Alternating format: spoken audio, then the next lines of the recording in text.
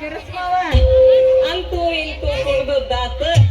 ಹಂಗಾರ ನನ್ನ ಕುರಿತು ಉಡುಗೊರೆಯಾಗಿ ಏನ್ ಕೊಡ್ತೀಯ ಅಂತೀನಿ.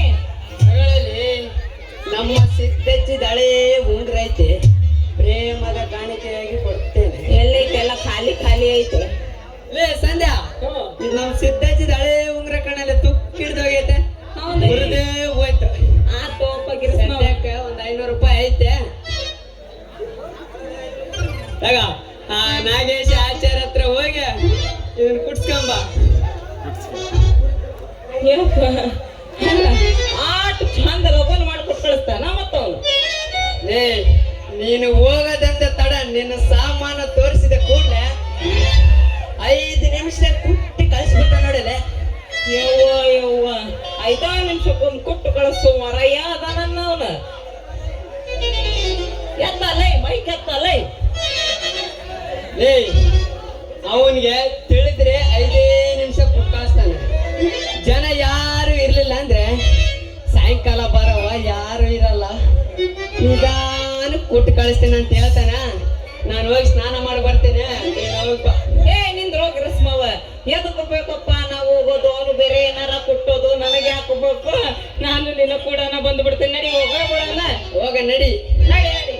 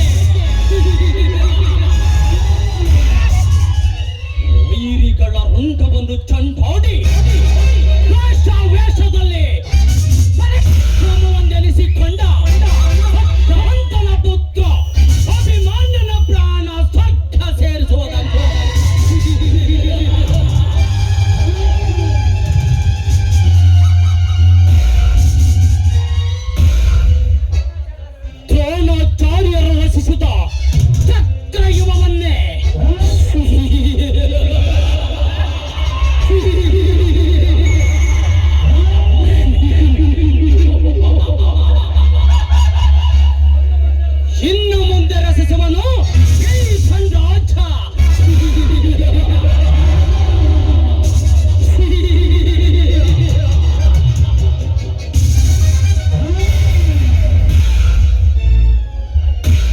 ಅನ್ಯಾಯ, ಅತ್ಯಾಚಾರ ಮಿಗಿಲಾದ ಕುತಂತ್ರ ತುಂಬಿದ ಕುಟಿಲ ಕೋಟೆಯನ್ನು ನಿರ್ಮಿಸುವೆ ಈ ನನ್ನ ಹಳ್ಳಿಯಲ್ಲಿ. ಧರ್ಮವಂತರು, ಸತ್ಯವಂತರು ನನಗೆ ಎದುರಾಗಿ ನಡೆದರೆ ತಡವಿಲ್ಲದ ಕಳಿಸುವೆ ಆಯನ ಬಳಿಗೆ.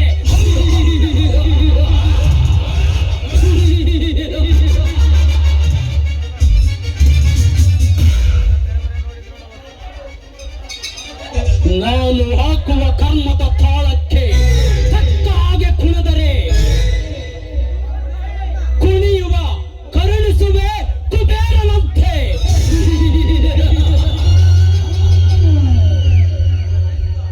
ಈಗ ನಾನು ಬಯಸಿದ ಹಕ್ಕಿ ನನ್ನ ಮನೆಯ ಹಾಳಾಗಿ ದುಡಿಯುವ ಸಂಜಯನ ಸತಿ ಸೌಂದರ್ಯ.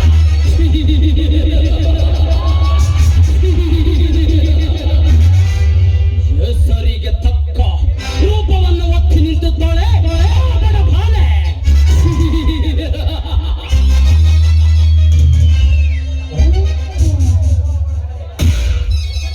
ಏನು ಅವಳ ಚೆಲುವು!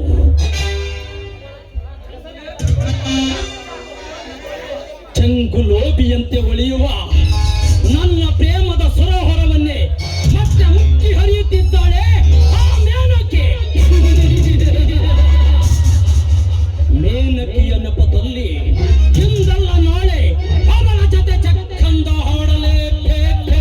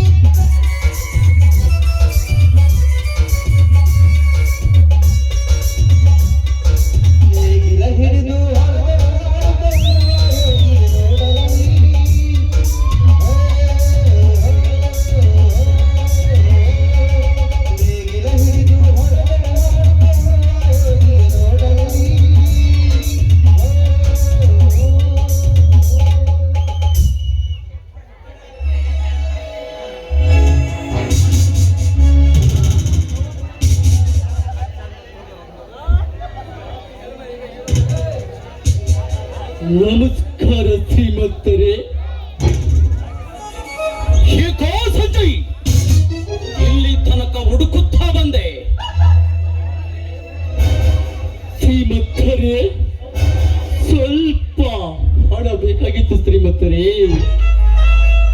ಹಣ ಹಣ ಅಂತ ಕೇಳುತ್ತಾ ನಿಂತರೆ ಅದನ್ನೆಲ್ಲ ತಂದು ಕೊಡಬೇಕಯ್ಯ ನಿನಗೆ ಹಣ.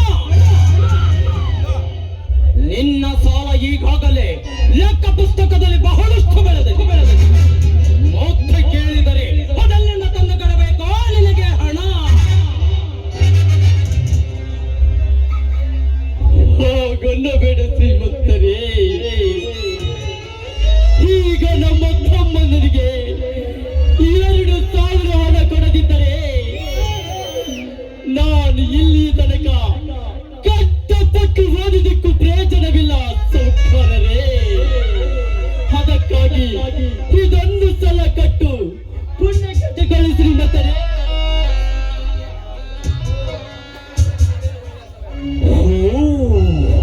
ನನ್ನ ಕೌರ್ಯಕ್ಕೆ ಇದೇ ಒಳ್ಳೆಯ ಸಮಯ. ಹಣದ ಕೊರತೆಗೆ ಸಿಲುಕಿರುವ ಇವನಿಗೆ 2,000 ಹಣ ಕೊಟ್ಟು ತೋಟದ ಕಾವಲು ಕಳಿಸಿದರೆ ಆತುರ ಪಡುವ ನನ್ನ ಕೆಲಸ ನೆರವೇರುವುದು ಖಂಡಿತ. ಹೇ ಸಂಜಯ್, ನೀನು ಕೇಳಿದ 2,000 ಹಣ ತಾನೇ ನಾನು ಕೊಡುತ್ತೇನೆ. ಆದರೆ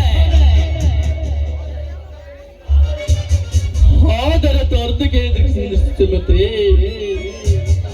ಮುಂದಕ್ಕೆ ಅದೇನಂತ ಹೇಳು ಶ್ರೀಮಂತರೇ. ಏನೂ ಇಲ್ಲ. ಈ ದಿನ ನಾನು ತೋಟದ ಕಡೆ ಬರಲು ಆಗುವುದಿಲ್ಲ. ನನಗೆ ಊರಿನಲ್ಲಿ ಸ್ವಲ್ಪ ಕೆಲಸವಿದೆ. ನೀನು ಕೇಳಿದ 2,000 ತಾನೇ ನಾನು ಕೊಡುತ್ತೇನೆ. ಆದರೆ ಸಂಜೆಯ ತನಕ ತೋಟದ ಕಾವಲು ಇದ್ದು ಕಾವಲು ಕಾದು ಬರಬೇಕು ಮಗನೇ. ಬೇಕಾದರೆ ತೆಗೆದುಕೋ.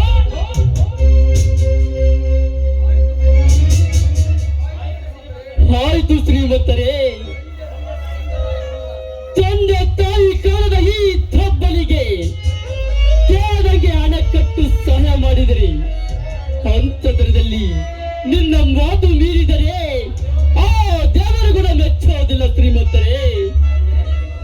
ಹಳ್ಳಿಯಲ್ಲಿ ನಿಮ್ಮ ಕೆಲಸ ನೀವು ನೋಡಿಕೊಳ್ಳಿರಿ, ನಾನು ತೋಟದ ಕೆಲಸ ನಾನು ನೋಡಿಕೊಳ್ತೀನಿ. ಬರುತ್ತೇನೆ ಶ್ರೀಮಂತರೇ.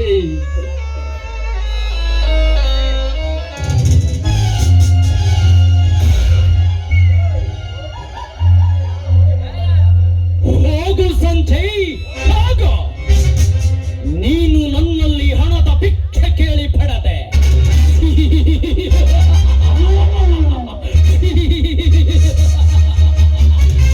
ನಾನು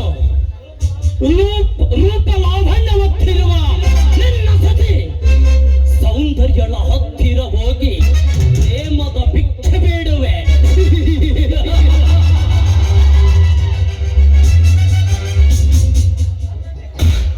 ನನ್ನಂತೆ ಕೇಳಿ ದಾಕ್ಷಣೆ ನೀಡಿದರೆ ಸರಿ, ಇಲ್ಲವಾದರೆ ನಾನು ಅವನಿಗೆ ನೀಡುವೆ ಪ್ರಾಣದ ಭಿಕ್ಷೆ.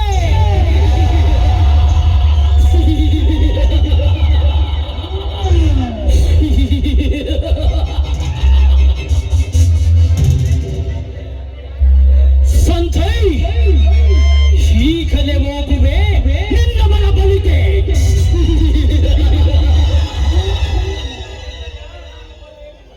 ಸೌಂದರ್ಯ, ನಾನು ಬರುವೆ ನಿನ್ನಲ್ಲಿ ಪ್ರೇಮದ ಭಿಕ್ಷೆ ಬೇಡಲು.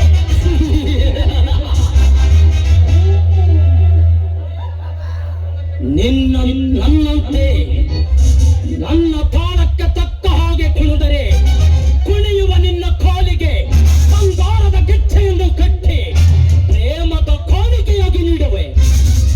ನನ್ನ ಮಾತಿಗೆ ಒಲೆಯಲಿಲ್ಲವೆಂದರೆ ನಿನ್ನ ಕೊರಳಿಗೆ ಬಂಗಾರದ ಪಾಶವನ್ನು ತಂದೊಡ್ಡುವೆ. ನಿನ್ನ ಜೀವನದ ಚರಿತ್ರೆಯಲ್ಲೇ.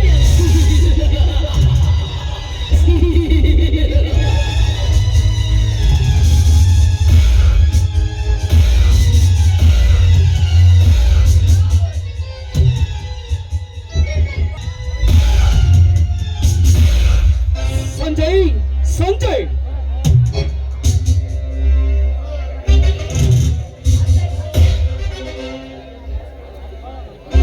ಶ್ರೀಮಂತರು ನಮಸ್ಕಾರ. ಶ್ರೀಮಂತ್ರೆ ಬನ್ನಿ, ಕುಳಿತುಕೊಳ್ಳಿ. ಕುಳಿತುಕೊಳ್ಳುವುದು ಮೇಲೆ ಮನೆಯಲ್ಲಿ ನಿನ್ನ ಗಂಡನಿಲ್ಲವೇ? ಇಲ್ಲ ಶ್ರೀ, ಬೆಳಿಗ್ಗೆ ಎದ್ದು ನಿಮ್ಮ ಮನೆಗೆ ಏನೋ ಕೆಲಸವಿದೆ ಅಂತ ಹೋಗಿದ್ದಾರೆ. ಯಾಕೆ ಶ್ರೀಮಂತ್ರೆ, ಯಾಕೆ ನಮ್ಮ ಮನೆಗೆ ಬಂದಿದ್ರಲ್ಲ? ಏನಾದ್ರೂ ಕೆಲಸವಿತ್ತ? ಬಹಳಷ್ಟು ಕೆಲಸವಿದೆ ಸೌಂದರ್ಯ. ಹಾಗಾದ್ರೆ ನನ್ನ ಗಂಡ ನನ್ನ ಮೈದುನ ಇಬ್ಬರೂ ಮನೇಲಿ ಇಲ್ವಲ್ಲ? ಅದಕ್ಕೆ ನೀನೇಕೆ ಗಾಬರಿ ಪಟ್ಟುಕೊಳ್ಳುವೆ? ಈ ದಿನ ನಿನ್ನ ಮನೆಯಲ್ಲಿ ಯಾರು ಇಲ್ಲ. ಅದಕ್ಕಾಗಿ ನಾನೇನೇ ಮಾಡಿದರು ಬಿಡು ಅಂತ ಕೇಳೋರು ಮೊದಲೇ ಇಲ್ಲ. ಅದಕ್ಕಾಗಿ ಸಿದ್ಧನಾಗಿ ಬಂದಿರುವೆ. ಸತ್ತು ಮಾಡದೆ ನನ್ನ ಮಾತಿಗೆ ಒಪ್ಪಿಕ ಸೌಂದರ್ಯ. ಯಾಕೆ ಶ್ರೀಮಂತ್ರೆ ಹುಚ್ಚಾಗಿ ಏನೇನೋ ಮಾತನಾಡ್ತಾ ಇದ್ದೀರಲ್ಲ? ಯಾಕೆ ನಿಮಗೇನಾದ್ರೂ ತಲೆ ಕೆಟ್ಟಿಲ್ಲ ತಾನೆ?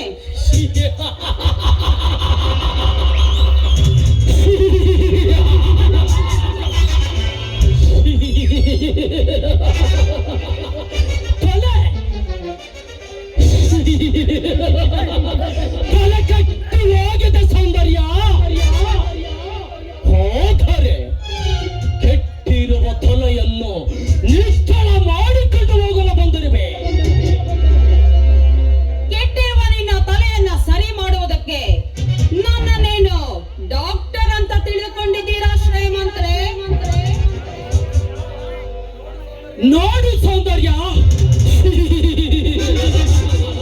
ನನ್ನ ಕಣ್ಣಿಗೆ ಕಂಡಾಗನಿಂದ ಹಗಲಿರುಳು ನಿನ್ನ ರತಿ ಸೌಂದರ್ಯವೇ ನನ್ನ ಮನಸ್ಸು ಕಾಡುತ್ತಿದೆ. ಯಾವಾಗ ನಿನ್ನ ಸೇರಬೇಕೆಂದು ನನ್ನ ಜೀವ ಆತುರ ಪಟ್ಟುಕೊಳ್ಳುತ್ತಿದೆ. ಅದಕ್ಕಾಗಿ ಹುಡುಕುತ್ತ ಬಂದಿರುವೆ ಈ ನಿನ್ನ ಅರಮನೆಗೆ.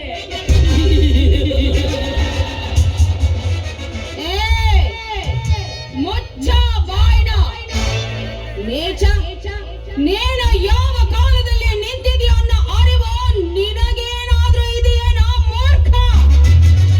ಇದು ಕಲಿಕಾಲ ಕಣೋ. ಇಲ್ಲಿ ಹುಟ್ಟಿರುವ ಕಾಲವೇ ಹೇಳುತ್ತೆ ನಾನು ಇಲ್ಲಿ ಕಲಿಯುವುದು ಬಹಳಷ್ಟಿದೆ ಅಂತ. ಅಂದಾಗ ಈ ಕಲಿಕಾಲದಲ್ಲಿ ನೀನಿನ್ನ ಬಚ್ಚ ಕಣೋ. ನಿನ್ನಂತ ಒಬ್ಬ ಕಾಮ ಪಿಶಾಚಿ ಈ ಕಲಿಯುಗದಲ್ಲಿ ಹುಟ್ಟಿ ಬರ್ತಾನೆ ಅಂತ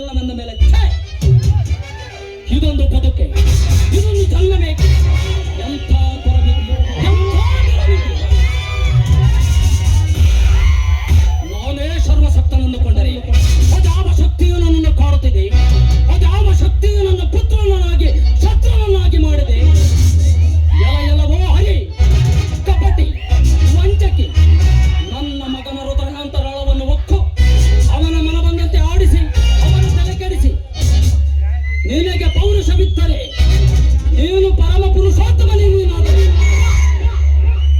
ನನ್ನ ಎದುರಿಗೆ ಬಂದು ನಿಲ್ಲು. ನಿನ್ನ ಮುಖವನ್ನು ಬಗೆದು ನಿನ್ನ ಕೊರಳನ್ನು ಮಾರಿ ಹಾಕಿಕೊಳ್ಳದಿದ್ದರೆ ನಾನು ಹಿರಣ್ಯಕಶಿಪುನೇ ಅಲ್ಲ. ನಾನು ಹಿರಣ್ಯಕಶಿಪುನೇ ಅಲ್ಲ. ए बच्चा, तुम जिस स्कूल में पढ़ते हो ना, वो स्कूल का हेडमास्टर मैं हूँ रे। ಅನಾಥ ಹೆಣ್ಣು ಮನೆಯಲ್ಲಿ ಯಾರು ಇಲ್ಲ ಅಂತ ತಿಳಿದು ನೀನೇನಾದ್ರೂ ನನ್ನ ಮೇಲೆ ಬಲಾತ್ಕಾರ ಮಾಡಲು ಬಂದಿದ್ದೇ ನಿಜವಾದ್ರೆ ನನ್ನ ಎಡಗಾಲಿನ ಚಪ್ಪಲಿಯೇ ನಿನಗೆ ಆಯುಧ ಗಣ.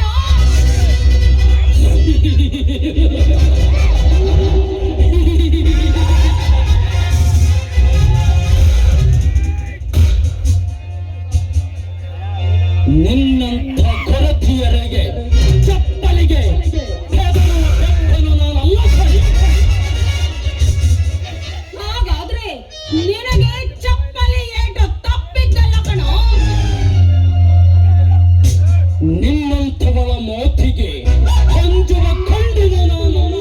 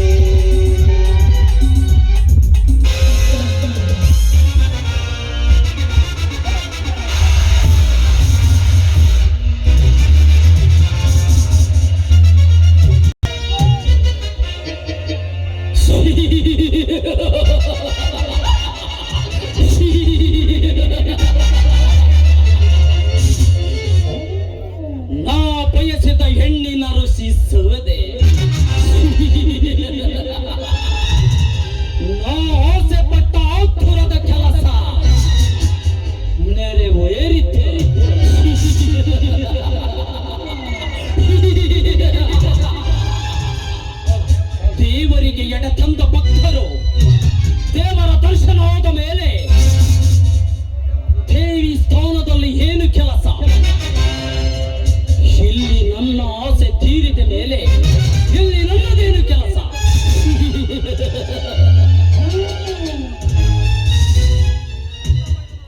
ಗಂಡ ಮೈಥುನರ ಬರುವ ಸಮಯವಾಯಿತು. ನೇರವಾಗಿ ಪೊಲೀಸ್ ಸ್ಟೇಷನ್ಗೆ ಹೋಗಿ ಇಲ್ಲಿ ನಡೆದಿರುವ ವಿಚಾರವನ್ನು ತಿಳಿಸಿ ಗಂಡ ಮೈಥುನರ ಮೇಲೆ ಓಡಿಸಿದರಾಯಿತು. ನಾನು ಇಲ್ಲಿ ಇದ್ದರೆ ಅಪಾಯ. ಒಕ್ಕ ಪ್ರಾಣಂ ತೀಚಾನೋ ಒಕ್ಕ ಪ್ರಾಣಂ ಕೋಚಾನ ಮಳೆ ಬಂದರ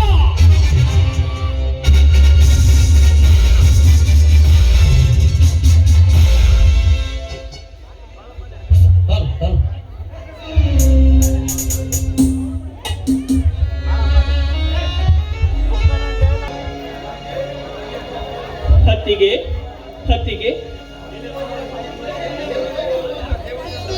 ಎಲ್ಲಿ ಹೋಗಿರಬಹುದು ನನ್ನ ದೇವತೆ ಅಂತ ಹತ್ತಿಗೆ?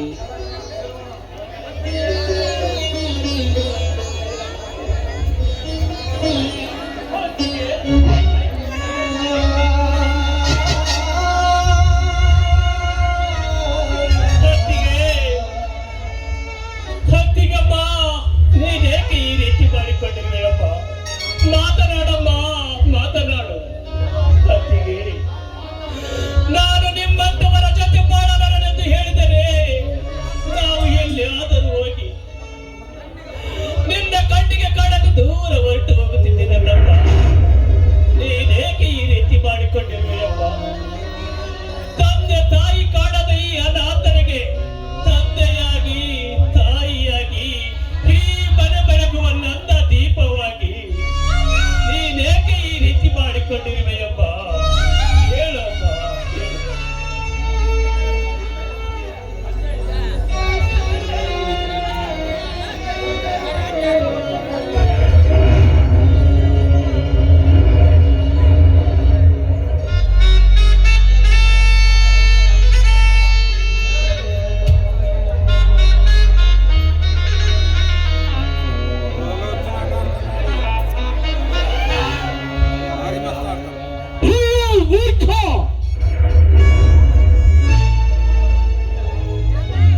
ನಿನಗೆ ಕಲೆ ಮಾಡಲು ನನ್ನ ಸತಿ ಧರ್ಮ ದೇವತೆ ಬೇಕಾಗಿತ್ತನೋ? ನಿನಗೇನು ದ್ರೋಹ ಮಾಡಲೆಂದು ನನ್ನ ಸತಿಯನ್ನು ಕಲೆ ಮಾಡಿಬಿಟ್ಟಿಯಲ್ಲೋ?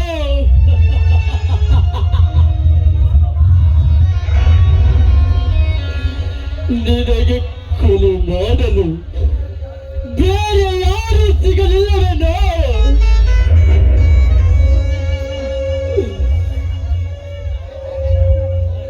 ಸೋದರಿಯ,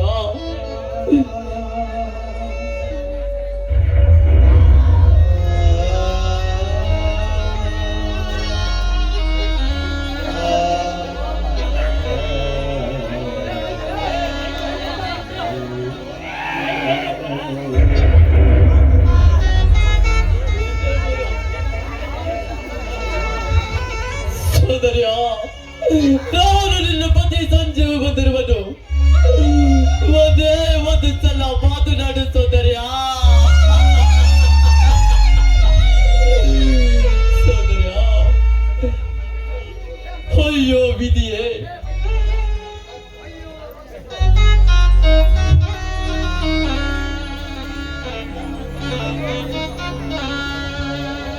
ಅಯ್ಯೋ ರಾಕ್ಷಸ, ರಕ್ತ ಸಂಬಂಧ ನಡೆಯದೆ ನನ್ನ ಸತಿಯನ್ನು ಕೊಲೆ ಮಾಡಲು ನಿನ್ನ ಕೈಗಳಾದರೂ ಹೇಗೆ ಬರ್ತವೋ? ನಿನ್ನ ಮನಸ್ಸಾದರೂ ಹೇಗೆ ಬರ್ತವೋ?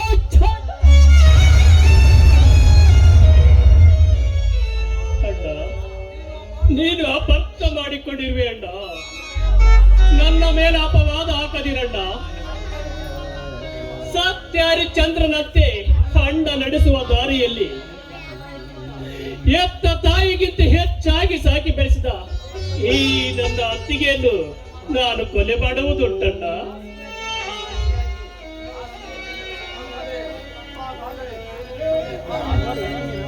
ಹಾಗಾದರೆ ನೀನು ಬಾಳ ಜ್ಯೋತಿಯನ್ನು ಸೋದರ ನೀನು ಕೊಲೆ ಮಾಡಿಲ್ಲವೇನೋ? ಇಲ್ಲಣ್ಣ,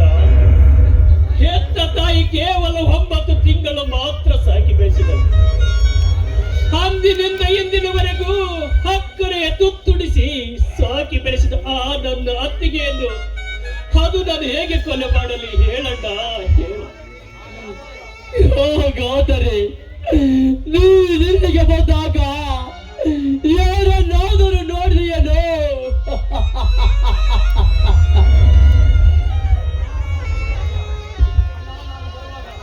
ಅಣ್ಣ, ನಾನು ಬರುವಾಗ ಹತ್ತಿಗೆ ಹತ್ತಿಗೆ ಅಂತ ಕೂಗುತ್ತಾ ಬಂದೆನಣ್ಣ. ಬರುವಾಗ ಸತ್ತು ಬಿದ್ದ ನನ್ನ ಹತ್ತಿಗೆ ಶವವನ್ನು ನೋಡಿದ ಹೊರತು ಬೇರೆ ಏನನ್ನು ನೋಡಲಿಲ್ಲವಣ್ಣ. ಹಾಗಾದರೆ ಈ ಬರುವನ ಬಾಳಲಿ ಬಾಳಲಾರದೆ ನಿನ್ನ ಅತ್ತಿಗೆ ನಮ್ಮನ್ನು ಬಿಟ್ಟು ಹೋಗಿದ್ದಾಳೆ. ಸೋದರ್ಯ, ಈ ನನ್ನ ಬಾಳ ಕೂಡೆಯಲ್ಲಿ ನನ್ನನ್ನು ಒಂಟಿಯಾಗಿ ಬಿಟ್ಟು ಹೋದೆಯ ಸೋದರ್ಯ.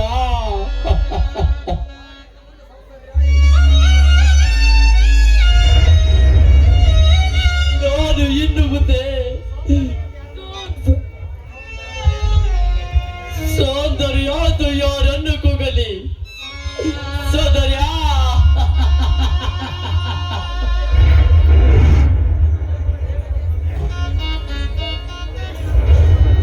ಈ ನನ್ನ ಧರ್ಮದ ದೇಗುಲದಲ್ಲಿ ಜ್ಯೋತಿಯಾಗಿ ಕಂಗಳಿಸಬೇಕಾದ ನನ್ನ ಜ್ಯೋತಿಯೇ ಯಾರಿ ಹೋದ ಮೇಲೆ ನನ್ನ ಯಾರಿಗಾಗಿ ಬದುಕಲಿ, ಹೇತಕ್ಕಾಗಿ ಬದುಕಲಿ, ನನಗೇಕೆ ಈ ಹೀನ ಬಾಳು?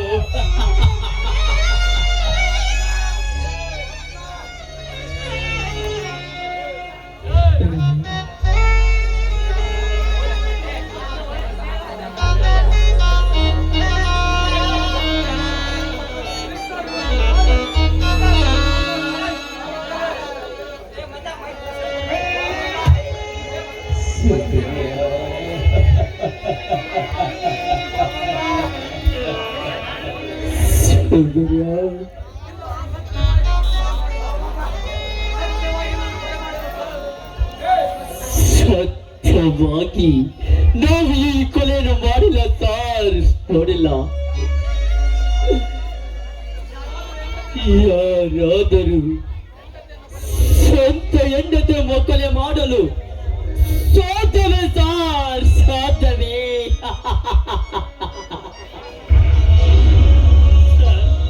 ನಮ್ಮಣ್ಣ ಹೇಳುತ್ತಿರುವುದು 100ಕ್ಕೆ 100 ಸತ್ಯ ಸರ್.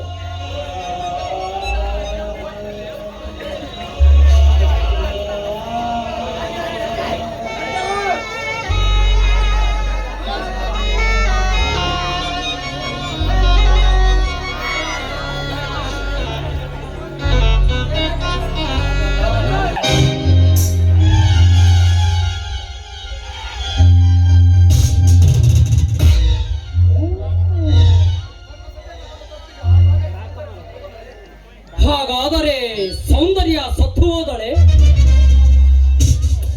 ಅಯ್ಯೋ ಪಾಪ. ಬಡವರ ಬಾಳಿನಲ್ಲಿ ನಂದಾದೀಪವಾಗಿರುವ ಸೌಂದರ್ಯ ತಿರುಗಿ ಬಾರದ ಲೋಕಕ್ಕೆ ಹೋದಳೆ. ಸರ್, ಇಂಥ ಸಮಯದಲ್ಲಿ ಇವರನ್ನು ಕರೆದುಕೊಂಡು ಹೋಗುವುದು ಬೇಡ. ನಾನೇ ಕರೆದುಕೊಂಡು ಬರುತ್ತೇನೆ, ನೀವಿನ್ನು ನಡೀರಿ.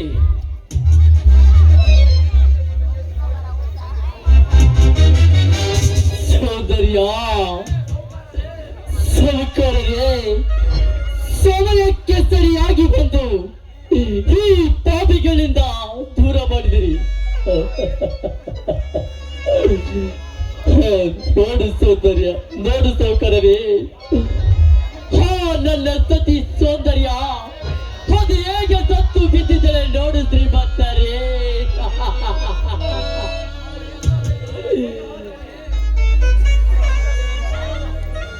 ಅವಳಿಲ್ಲದ ಈ ಬರುಡಾದ ಮನೆ ದೇವರಿಲ್ಲದ ಗುಡಿಯಂತಿದ್ದಕ್ಕೆ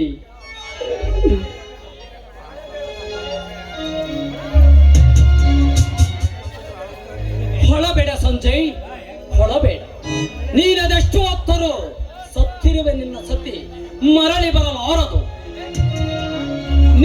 ಏಕೆ ಚಿಂತಿಸುವೆ? ನಾನಿಲ್ಲವೇ ನಿನಗೆ?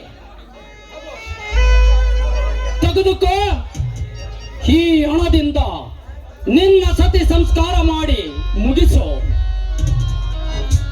ಹಣ ಹಣ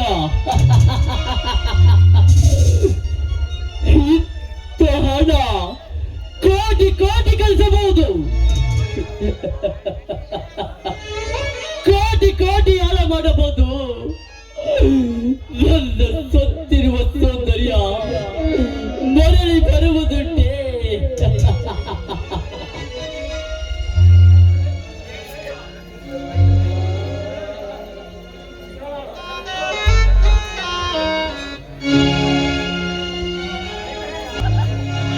जीव ज्योतिये जीव ज्योतिये ನನ್ನ ಒಂಟಿಯಾಗಿ ಬಿಟ್ಟು ಹೋದೆಯಾವನೇಕೆ. ಜೀವ ಜ್ಯೋತಿಯೇ